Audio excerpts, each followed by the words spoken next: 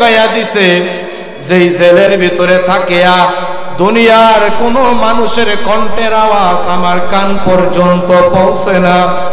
ওরে আমার মালিক, দুনিয়ার কোন মানুষের কাছে আমার আওয়াজটাও পৌঁছে না। আমার মনের দুঃখগুলো কাউকে দেখানোর মতো আর এই জায়গার ভিতরে কেউ নাই। এ মুসলমান ইমানদার, গভীর মনোযোগ দ্বারা শুনিয়া উত্তর দিবা, যেই জায়গার ভিতরে কেউ নাই, বলো ওই জায়গার ভিতরে কে আছে? জোরে ডাক দিয়ে বলেন, কে আছে?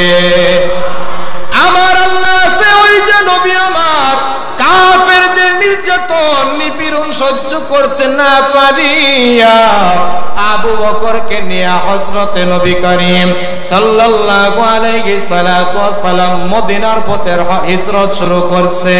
গারে সুরের ভিতরে চলে গেছে। হযরত আবু বকর ডাক দিয়ে কই, ইয়া রাসূলুল্লাহ, কাফেররা উপরে চলাফেরা করে, ওদের পা দেখতে পাই। ইয়া রাসূলুল্লাহ, আমি আবু বকরের বড় ভয় হয়, এই কাফেরগুলো আমাদেরকে যদি দেখে বলে তো আমাদেরকে তো তারা জানে মানে মেরে ফেলবে। নবী আমার ডাক দিয়ে কয়, আবু বকর, লা তাহজান ইন্নাল্লাহা মা'ানা। আল্লাহু আকবার। আল্লাহ রাসূল ডাক দিয়ে কয়, আবু বকর, লা তাহজান ইন্নাল্লাহা মা'ানা। এ আবু বকর, তুমি চিন্তিত হইবা না, তুমি পেরেশান হইবা না। এই জায়গার ভিতরে আমি আর তুমি দুইজন না, এই জায়গার ভিতরে আরেকজন আছে। মুসলমানের আওয়াজে বলেন, তিনি কে? আর জোরে বলেন, তিনি কে? হযরত আব্দুল্লাহ ইবনে হুযায়ফা আল্লাহর সাথে কথা বলতেছে, মনে মনে, আল্লাহ, আমার দুঃখগুলো দেখার মতো কেউ নাই, আমার ব্যথাগুলো কথাগুলো শোনার মতো কেউ নাই। ও গো আমার আল্লাহ, কেউ নাই, কেউ নাই, তুমি তো আছো, তুমি তো বলছো, এ বান্দা, তুই যেখানেই থাকো আমি আল্লাহ ওই জায়গার ভিতরেই তোমার সাথে আছি। বলেন সুবহানাল্লাহ। আপনি যেখানে, আমার আল্লাহ সেখানে। কথা সত্য না মিথ্যা? আরো জোরে কথা বলেন, কথা সত্য না মিথ্যা? আমার আল্লাহ পাক রব্বুল আলামিন ডাক দিয়ে কই, ফাইনা মা তুওয়াল্লু ফাসাম্মা ওয়াজহুল্লাহ। এ আমার বান্দা, তুমি যেদিকেই তোমার মুখটাকে ফিরাইবা, যেদিকেই তুমি দৃষ্টি দিবা, ওদিকে অন্য কেউ থাকুক আর না থাকুক, ওই জায়গার ভিতরে আমি আল্লাহ উপস্থিত আছি। বলেন সুবহানাল্লাহ। আব্দুল্লাহ ইবনে হুযায়ফা রাদিয়াল্লাহু তাআলা আনহু আমার মালিকের সাথে কথা কয়, আল্লাহ কেউ দেখে না, কেউ কথা শুনে না, আমার ব্যথাগুলো কার সাথে শেয়ার করব? মনের কথাগুলো যদি অন্য জনের সাথে বলা হয় মনটা হালকা হয়। কথা কোন ঠিক কিনা? যে ভাই, তোমার সাথে কথা বলিয়া আমার একটু ভালো লাগতেছে, কারণ এতক্ষণ পর্যন্ত দুঃখগুলো আমার দিলের ভিতরে জমা ছিল, আমার কথাগুলো, দুঃখের কথাগুলো তোমার কাছে প্রকাশ করলাম, এই জন্য আমার মনটা হালকা হালকা লাগতেছে। আব্দুল্লাহ ইবনে হুযায়ফা রাদিয়াল্লাহু তাআলা আনহুর সাথে তার স্ত্রী নাই, তার মাও নাই, বাবাও নাই, তার বংশধর আত্মীয় স্বজন কেউ নাই, অন্য কোন সাহাবীও তার সাথে নাই। আব্দুল্লাহ ইবনে হুযায়ফা রাদিয়াল্লাহু তাআলা ওকে আলাদা একটা ঘরের ভিতরে, সেলের ভিতরে রেখে দিয়েছে। আব্দুল্লাহ ইবনে হুযায়ফা সেলের ভিতরে থাকিয়া আল্লাহর সাথে গোপনে গোপনে সমস্ত কথা কয়। এই জন্য দেখবেন অতিও গভীর হয় রজনী যখন নীরবে প্রভুর নাম সরিয়ে, তখন প্রভুর করুণা যদি পাইবারে চাও, গভীর রাতে উঠে মুমিন প্রভুর গুণগান গাও। সুবহানাল্লাহ। এই জন্য হযরত আব্দুল্লাহ ইবনে হুযায়ফা রাদিয়াল্লাহু তাআলা আনহু গভীর রাতে আমার আমার মালিকের সাথে কথা কয়, তুমি আর আমি তো কথা কই না, কথা কোন ঠিক কিনা? নবী আমার সশরীরে আল্লাহর সাথে সপ্তম আসমান পানি দিয়া আরশে আসিমে গিয়া আল্লাহর সাথে কালাম করেছে, কথা বিনিময় করেছে। নবী আমার ডাক দিয়ে কই, উম্মতের দল, এই দুনিয়ার জগতের ভিতরে আমার মালিক তোমাদের সাথে যখনই কথা বলতে চাইবা, মালিক তখনই তোমাদের সাথে কথা বলবে। সাহাবায়ে কেরাম ডাক দিয়ে কই, ইয়া রাসূলুল্লাহ, আমার মালিক কিভাবে কথা বলবে? নবী আমার ডাক দিয়ে কই, তোমরা কি আমার মালিক আল্লাহর সাথে কথা বলতে চাও? সাহাবায়ে কেরাম ডাক দিয়ে কই, নাম ইয়া রাসূলুল্লাহ, আমরা আল্লাহর সাথে কথা বলতে চাই। নবী আমার ডাক দিয়ে কয়, আমার মালিকের কালাম কোরআনটা তেলাওয়াতের ভিতরে লিপ্ত হয়ে যাও। যে কালামে পাকের তেলাওয়াত করে সে অন্য কোনো কথা কয় না, আমার মালিকের সাথে কথা বলে। বলেন সুবহানাল্লাহ। এই জন্য আব্দুল্লাহ ইবনে হুযায়ফা রাদিয়াল্লাহু তাআলা আনহু গভীর রজনীর ভিতরে প্রেম মালা বিনিময় করে করে আল্লাহর সাথে কথা কইতেছে। আল্লাহকে ডাক দিয়ে কয়, ওরে আল্লাহ রে, এই জালেম আল্লাহ রোম শাসক আমাকে যতই জুলুম নির্যাতন করো, আমাকে যতই কষ্ট দেখ আল্লাহ, আমাকে তুমি জালেমের সামনে আমার মুখটাকে তুমি বেজার করবা না।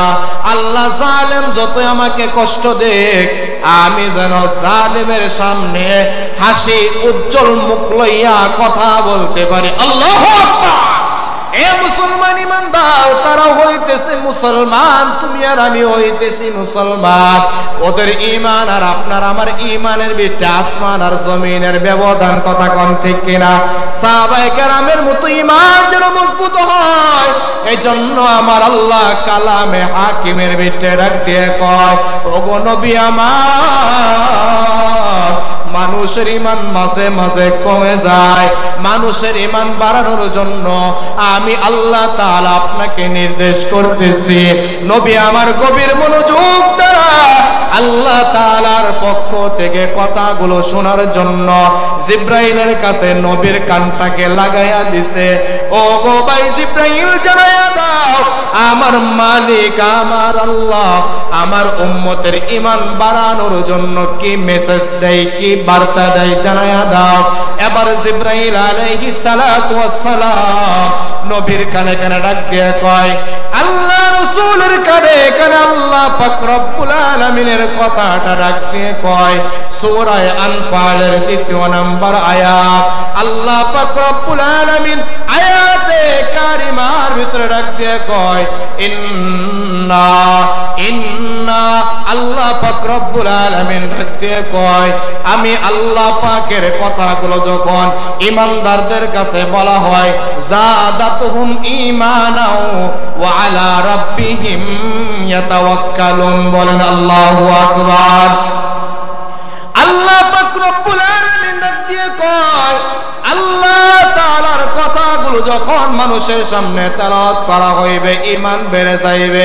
আব্দুল্লাহ ইবনে হুযায়ফা ঈমানি কথা আল্লাহর সাথে কয়, আল্লাহকে ডাক দিয়ে কই, আল্লাহ আমার ঈমান তুমি বাড়াইয়া দাও, জালেমের সামনে আমার ঈমানের পাওয়ার যেন না কমে, কথা কোন ঠিক কিনা? আব্দুল্লাহ ইবনে হুযায়ফা আল্লাহর সাথে কথা বলতেছে আর আল্লাহকে ডাক দিয়ে কয়, আল্লাহ আমি সাজদা কোন জায়গার ভিতরে দিব?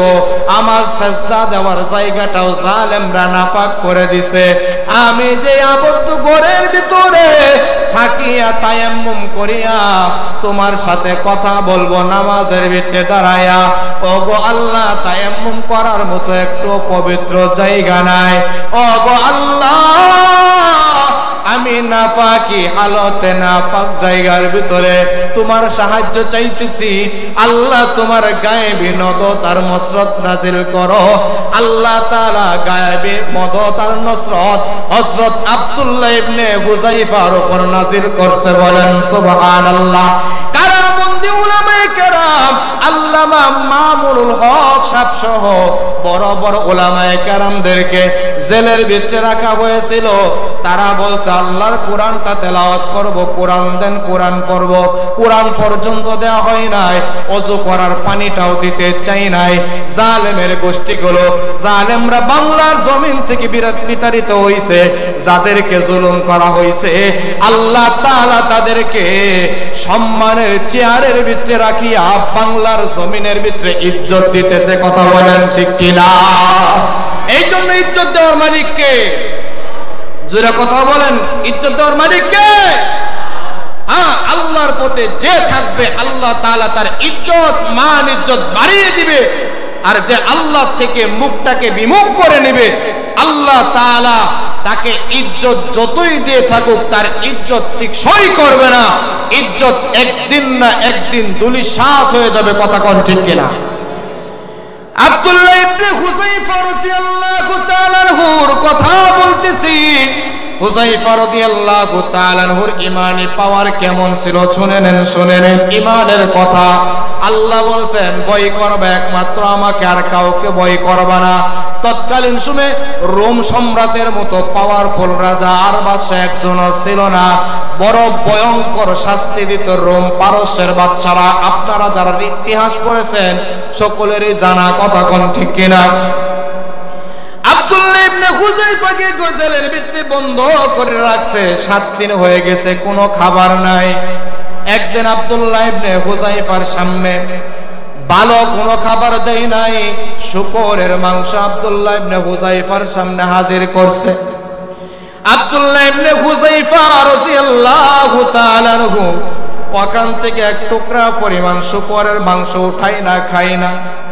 আরো 7 দিন পর একজন ডাক্তারকে পাঠাইয়া দিছে, যাও আব্দুল্লাহ ইবনে হুযায়ফা শেখ, তার কি হালত, তার শারীরিক অবস্থা কি, তার মানসিক অবস্থা কি। ডাক্তারকে দেখে আব্দুল্লাহ ইবনে হুযায়ফা সে আগেও যেরকম ছিল এখন ওরকমই আছে, এক টুকরা মাংস ওখান থেকে উঠাই নাই। ডাক্তার ডাক দিয়ে কয়, আব্দুল্লাহ ইবনে হুযায়ফা, আপনাদের ধর্মের ভিতরে তো আছে মৃত্যু সত্তায় যদি ক্ষুধার যন্ত্রণার কারণে নিমজ্জিত হয়ে যায় ওই সময় ক্ষুধা নিবারণ করার জন্য তো হারাম খাদ্য খাওয়া জায়েজ আছে। আব্দুল্লাহ ইবনে হুযায়ফা ডাক দিয়ে কয়, হ্যাঁ জায়েজ আছে, ঠিক জায়েজ আছে, সত্য। এখান থেকে যদি এক টুকরা শুকরের মাংস যদি আমি আব্দুল্লাহ ইবনে হুযায়ফা ভক্ষণ করতাম আমার মালিক আমার উপর সন্তুষ্ট হইতো না, আমার মালিক আমাকে জন্য জাহান্নামেও দিত না। কিন্তু আমি আব্দুল্লাহ ইবনে হুযায়ফা ওখান থেকে এক টুকরা পরিমাণ মাংস কেন খাইনি জানো? এখান থেকে যদি এক টুকরা মাংস আমি খাইতাম তো এই রোম সম্রাট তিনি খুশি হয়ে যাইতো। আমি আমার আল্লাহকে উপবাস থাকিয়া সন্তুষ্ট করতে রাজি আছি, কিন্তু ক্ষুধার যন্ত্রণা সহ্য করতে পারবো না। এটাকে দুর্বল মনে করে এক টুকরা শুকরের মাংস খাইয়া রোম সম্রাটকে আমি আব্দুল্লাহ ইবনে হুযায়ফা কখনো খুশি করতে পারি না। বলেন আল্লাহু আকবার। আমি ক্ষুধার যন্ত্রণার কারণে মারা যাব, তবু রোম সম্রাট হাসুক আমার কোন কর্মের কারণে, আমার কোন কাজ দেখিয়া আব্দুল্লাহ ইবনে হুযায়ফা হাসবে, খুশি হইবে। আমি আব্দুল্লাহ ইবনে হুযায়ফা বেঁচে থাকতে এমন কোন কাজ আমার দ্বারা কখনো করব না। বলেন সুবহানাল্লাহ। আব্দুল্লাহ ইবনে হুযায়ফা মাথা নত করে না। পারস্য ওই রোম সম্রাট জেল থেকে একজন যাবজ্জীবন কারাপ্রাপ্ত একজন আসামিকে হাজির করছে। আর জল্লাদকে ডাক দিয়ে কইতেছে, জল্লাদ একটা ডেগের ভিতরে তেল গরম করো, তেলটাকে টকবক করে ফোটাও। আব্দুল্লাহ ইবনে হুযায়ফাকেও হাজির করা হয়, আরেকজন আসামিকেও হাজির করা হয়। আব্দুল্লাহ ইবনে হুযায়ফা দাঁড়ায় আছে, আরেকজন আসামিও দাঁড়ায় আছে। এবার রোম সম্রাটের সামনে বড় একটা ডেগের ভিতরে তেল ঢালিয়া তেলগুলোকে গরম করা হইতেছে। ওই আসামিকে এবার আব্দুল্লাহ ইবনে হুযায়ফার সামনে বাদশার নির্দেশে জল্লাদের মাধ্যমে তেলের ডেগের ভিতরে নিক্ষেপ করার অনুমতি দিতেছে, যেন আব্দুল্লাহ ইবনে হুযাইফার দিলের ভিতরে ভয় সৃষ্টি হয়। এ মুসলমান ইমানদার, মুসলমানের ইমানি পাওয়ার এত বেশি, মার সামনে, সন্তানের সামনে, আত্মীয়তার সামনে আপনাকে আমাকে যদি হত্যাও করা হয়, মুসলমানের ইমানের পাওয়ার কমে না, বরঞ্চ আল্লাহ তাআলা বাড়ায়া দেয়। কথা বলেন ঠিক কিনা? আব্দুল্লাহ ইবনে হুযাইফা রাদিয়াল্লাহু তাআলা আনহুর সামনে ওই আসামিকে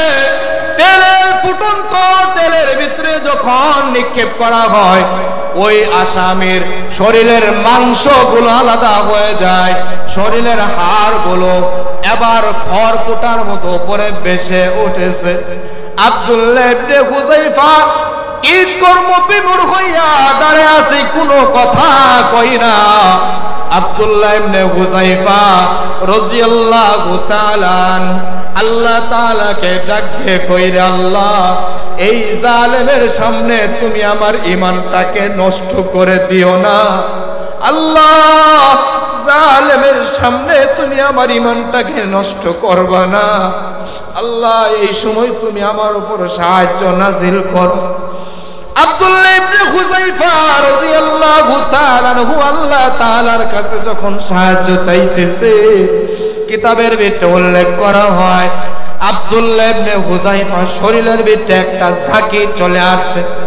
ঝাঁকি চলে আসার পর আব্দুল্লাহ ইবনে হুযাইফা রাদিয়াল্লাহু তাআলা আনহু রোম সম্রাটকে ডাক দিয়ে কয়, ওরে রোমের জালেম, তুমি মনে করছো আব্দুল্লাহ ইবনে হুযাইফার সামনে একজন আসামিকে টকবগে তেলের ভিতরে নিক্ষেপ করিয়া আব্দুল্লাহ ইবনে হুযাইফার ঈমানটাকে নষ্ট করবা? না না না, আমি আব্দুল্লাহ ইবনে হুযাইফাকে একটা জীবন নয়, দুইটা জীবন নয়, 100 জীবন নয়, 200 জীবন নয়, হাজার হাজার বার যদি আমাকে আল্লাহ তাআলা জীবন দান করে, আমি আব্দুল্লাহ ইবনে হুযাইফা একটা একটা করে জীবন আমার আল্লাহর জন্য বিসর্জন দিব। তবুও বাতিলের সামনে আমি আব্দুল্লাহ ইবনে হুযাইফা মাথা নত করব না। আল্লাহু আকবার! আর জোরে বলেন আল্লাহু আকবার! আব্দুল্লাহ ইবনে হুযাইফা রোম সম্রাটের সামনে যখন দাঁত ভাঙা জবাব দিয়ে দিছে বলিষ্ঠ কণ্ঠে, রোমের সম্রাট এবার ভয় পেয়ে গেছে। এ কোনো সাধারণ মানুষ না, একে এইভাবে শেষ করা যাবে না। বিভিন্ন ভাবে আব্দুল্লাহ ইবনে হুযাইফাকে হত্যা করার, ঈমান নষ্ট করার পরিকল্পনা করেছে। আব্দুল্লাহ ইবনে হুযাইফা জীবন দিয়ে দিছে, তবুও ঈমান ছাড়ে নাই। বলেন সুবহানাল্লাহ। আব্দুল্লাহ ইবনে হুযাইফার মতো ঈমানদার হয়ে কবরে যাওয়ার দরকার আপনার আমার আছে না নাই? এই জন্য কথা বলেন, আছে না নাই? দরকার। এই জন্য আমার আল্লাহ তাআলা ডাক দিয়ে কয়, ইয়া আইয়ুহাল্লাযীনা আমানুত্তাকুল্লাহ হাক্কা তুকাতিহি ওয়া লা তামুতুন্না ইল্লা ওয়া আনতুম মুসলিমুন। এই ইমানদার, খবরদার খবরদার, খাঁটি মুসলমান না হইয়া কিন্তু মরবা না।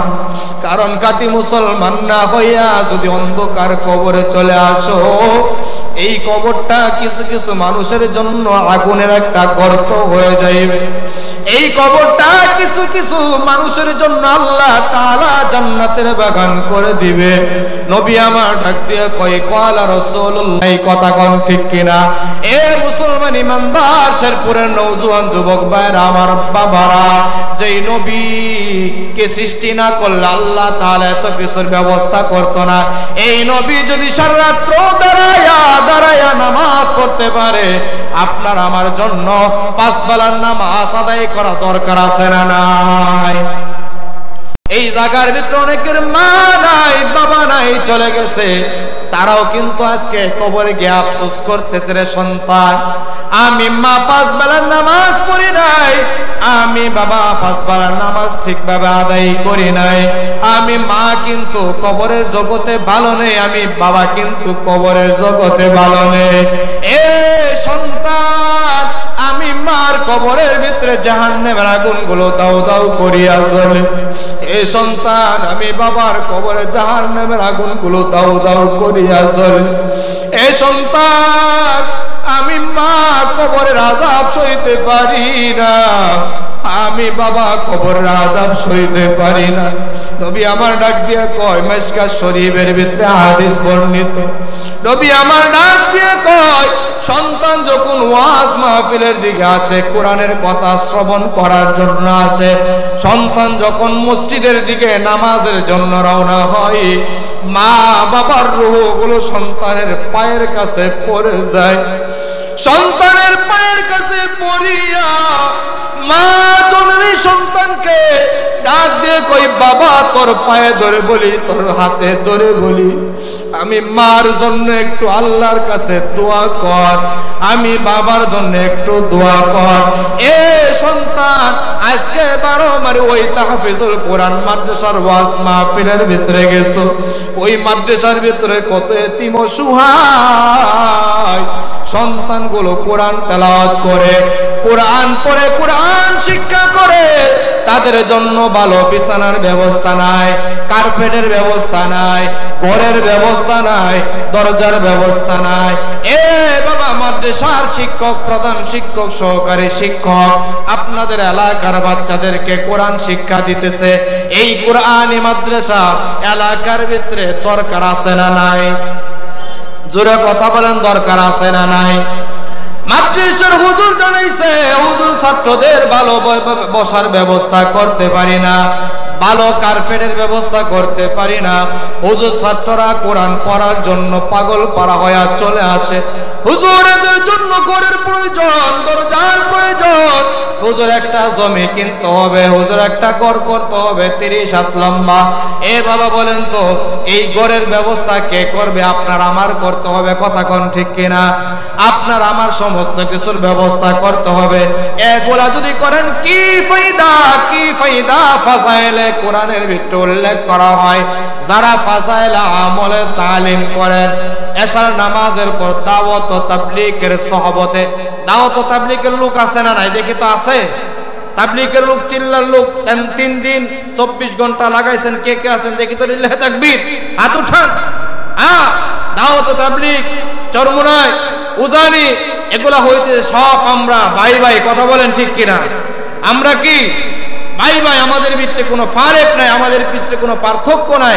কিন্তু যারা মানুষদেরকে ধোঁকা দিয়ে বোকা বানাইতে চায়, আমরা তাদেরকে বুঝাইয়া সোজা করতে চাই, কথা বলেন ঠিক কিনা?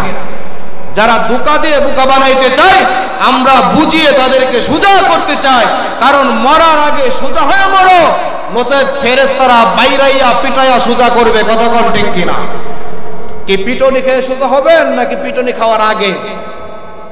ওই গোপালগঞ্জে পাসালাল করছিল সেনাবাহিনীরা, কথা কোন ঠিক কিনা? কি করছিল? ভাইরাল হয়েছে, জানেন না যে পাসালাল পাসালাল গোপালগঞ্জে গেলে, কথা কোন ঠিক কিনা? কি কবরে গিয়ে ফেরেশতার হাতে পাসা লাল করার পরে সোজা হবেন নাকি আগে? এই জোরে কথা কোন, কবে? আগে। আগে বলতে কখন? মরার 2 দিন আগে না এখন? জোরে কথা কোন, কখন? এখন। এখন এখন সোজা হইতে হবে, এখন থেকে নিয়ত করতে হবে, আর নামাজ কাজা না, আর সুদি কারবার চলবে না, আর বেপরদায় চলবো না, আর জিনা ব্যভিচার খুন খারাপির ভিতরে লিপ্ত হব না ইনশাআল্লাহ। জোরে কথা বলেন ঠিক কিনা? এই জন্য মুসলমান ইমানদার, মা বাবা চলে গেছে, মার মতো বাবার মতো কিন্তু পৃথিবীর বুকে আর কেউ আপন নাই, নাকি আছে? জোরে কথা বলেন, আছে নাকি? নাই। কত মানুষ দেখলাম দুনিয়ায়, মায়ের মতো এত আপন কেহ নাই, বাবার মতো এত আপন কেহ নাই। কত মানুষ দেখলাম ভাই দুনিয়ায় মায়ের মতো এত আপন কেহ নাই, বাবার মতো এত আপন কেহ নাই। 10 মাস 10 দিন গর্ভে ধারণ মায়ে করিয়া, 10 মাস 10 দিন গর্ভে ধারণ মায়ে করিয়া, সকল দুঃখ একাই নিছে মায়ে মানিয়া, সকল কষ্ট একাই নিছে মায়ে মানিয়া। এই জন্য নওজোয়ান যুবক ভাই, এ বৃদ্ধ বাবা, আমি দেখতে চাই এই মজলিসের ভিতরে কে মা হারা, কে বাবা হারা। আমার নবীর মতো এতিম, আমার নবীর মাও নাই, আমার নবীর বাবাও নাই। নবী আমার একদিন দাদা আব্দুল খাজা আব্দুল মুত্তালিবের কাছে ডাক দিয়ে কয়, ও গা আমার দাদা যে আমার বাবার কবরের কাছে যাইতে চায়, আমি আমার বাবার কাছে যাইতে চাই। শুধু তাই নয়, হযরত আমিনার কাছে গিয়ে ডাক দিয়ে করে, আমার মা আমার বাবাকে আমাকে কোলে নিবে না, আমার বাবাকে আমাকে মজা কিনে দিবে না, ওরে আমার মা আমার বাবাকে আমার হাতটা ধরে বাজারে নিয়ে যাইবে না। হযরত আমিনা ডাক দিয়ে কই, বাবা মুহাম্মদ, তোমার বাবা আব্দুল্লাহ তোমার জন্মের 2-4 মাস আগে দুনিয়ার থেকে বিদায় হয়ে গেছে। নবী আমার ডাক দিয়ে করে, আমার মা আমি আমার বাবার কবরটা জিয়ারত করতে চাই। নবী তার মার হযরতে আমিনাকে নিয়ে মদিনার পথে রওনা হইছে, বাবার কবর জিয়ারত করতেছে।